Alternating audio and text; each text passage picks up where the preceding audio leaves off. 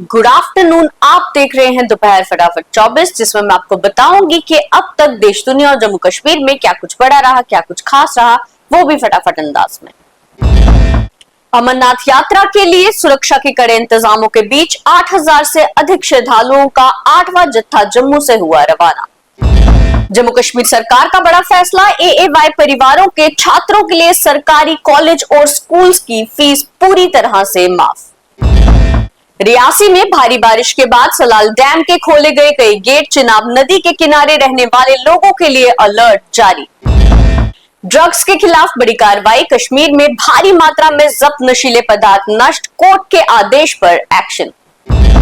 बारामूला में यूएपीए मामले में कार्रवाई, पुलिस ने कई ठिकानों पर छापेमारी की, मोबाइल और लैपटॉप किए जब्त। डोडा में बादल फटने के बाद आई बाढ़ से हुए भारी नुकसान के बाद बहाली का काम जोर शोर से जारी। जम्मू कश्मीर में 12 जुलाई तक रहेगा मौसम खराब, भारी बारिश और लैंडस्लाइड का अलर्ट जारी। जम्मू के छन्नी में घर बेचने के नाम पर 3 करोड़ 75 लाख की ठगी, क्राइम ब्रांच ईओडब्ल्यू ने बीएनएस के तहत शुरू की जांच। वैष्णो देवी भवन मार्ग के पास लैंडस्लाइड, कल शाम को गिरा पहाड़ का मलबा, सावधानी के साथ चलती रही यात्रा। पश्चिम एशिया में युद्ध के आसार, अमेरिका ने ईरान पर किए नए हवाई हमले, जवाब में ईरान ने खाड़ी देशों पर दागी मिसाइलें।